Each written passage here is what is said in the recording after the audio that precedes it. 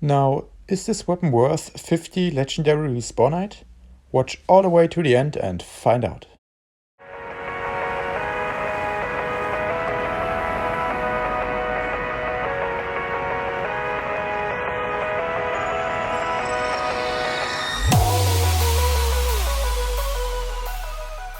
Hello everybody and welcome back to another Respawnables video. Because getting legendary Respawnite is pretty easy during this event, a lot of people actually asked me if the Fluffynator for 50 of them is any good. And I will be answering this at the end of today's video. Also, if you haven't already, please make sure to subscribe and leave a like because it helps me out a lot. I upload Respawnables content daily with future sneak peeks as well as bundle reviews in German. So if you don't want to miss it out, just subscribe and stay tuned. Alright, with that out of the way, let's just get into the kind of review, I guess you can call this.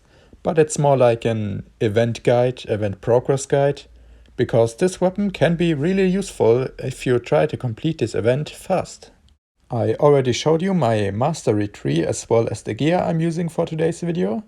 If you haven't done already, check out my best gear for this new event video.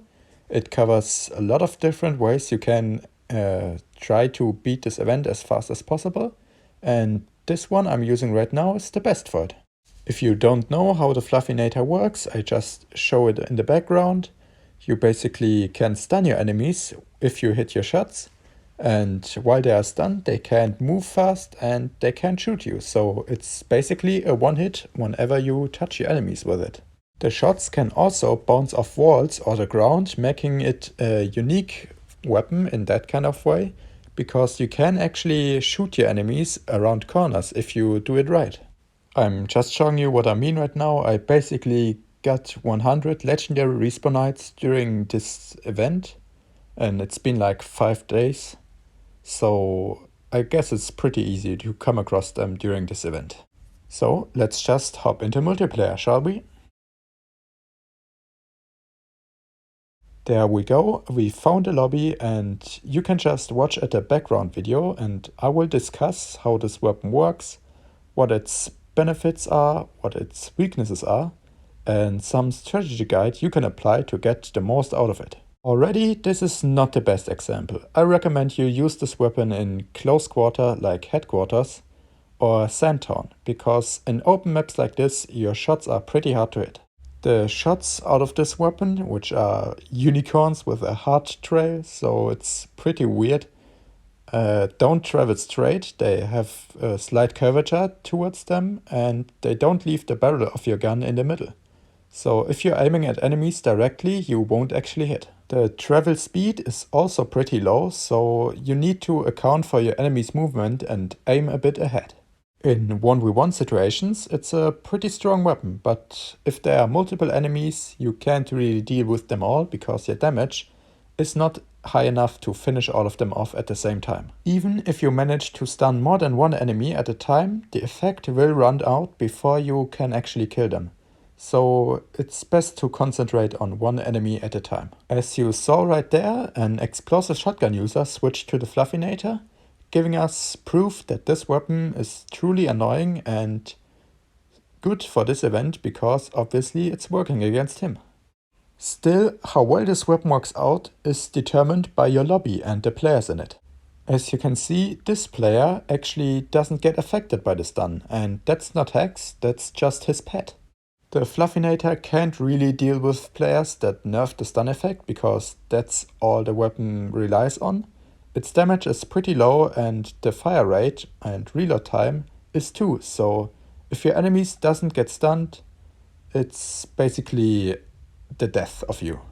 So let's just quickly talk about the items players can use to completely nerf your weapon basically. The first one is Rock Endurance, like you can see here. I'm shooting him, but he doesn't get stunned, only once the Rock Endurance runs out. So the first one is a pretty commonly used legendary mastery, meaning it costs 30 legendary Respawnite to get this.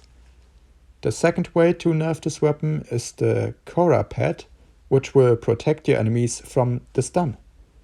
You can also use different gear sets, like for example this Sniper Hunter hat, which also protects you from stuns. Another example of this is the referee body.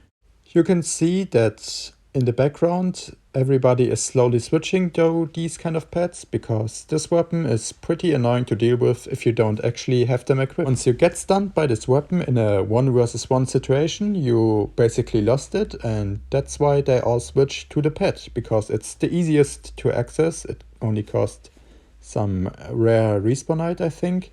So that's what most of the players own. By doing this, they will be more vulnerable by other weapons they used to nerf with their pet, but that doesn't help you, it's just benefit for your enemies. But still, if you're playing in a lobby with lower level players who don't own this, or in a lobby that no one knows this actually exists, this weapon is a really solid choice.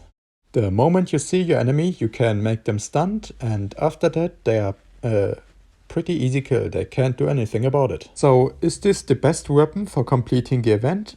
No. I already made a video about this, but I'm going to say it one more time. The Do MK2 is the way to go. It just ignores the armor everybody's using and straight on tickles your health with its poison. And this weapon may stun your enemies, but if they are high health, they will survive for 10 seconds straight, and you'll just get killed by some other dude running around behind you. As I said, this weapon can be countered, the Do MK2 can't. You're better off using this and spending some gold instead of your legendary respawnite. But let's be honest, I'm not here to talk about the best weapon, I'm talking about this weapon. And the question was, is it worth 50 legendary respawnite? To answer this, I can only assume that you already bought all other masteries that cost legendary respawnite. Otherwise, you should definitely go and buy them first. The masteries, especially Zombie Bull and Rock Endurance, help you out a lot, and even Glass Cannon is better in the long run than just this one weapon for 50 of them. The only exception is, of course, if you don't already own a weapon that is decently good in killing enemies, especially if they're using high health builds. So if you don't own a weapon that you can progress with in this event, go and buy the Fluffynator. It will help you out against enemies that don't own stun protection, and if they do, you're better off just switching to a different weapon. After all, I'm pretty sure you will get this weapon anyways during this event, because it's going on for 1 full month, and the drop rates are so high that you can basically get even more than 50 legendary respawnite, and that's all you need. In conclusion, is this weapon worth it? I don't know. Is it worth it to you? It's a pretty fun to use weapon, and it can definitely get a lot of kills if your enemies can't nerf it. But in my opinion, masteries are just better.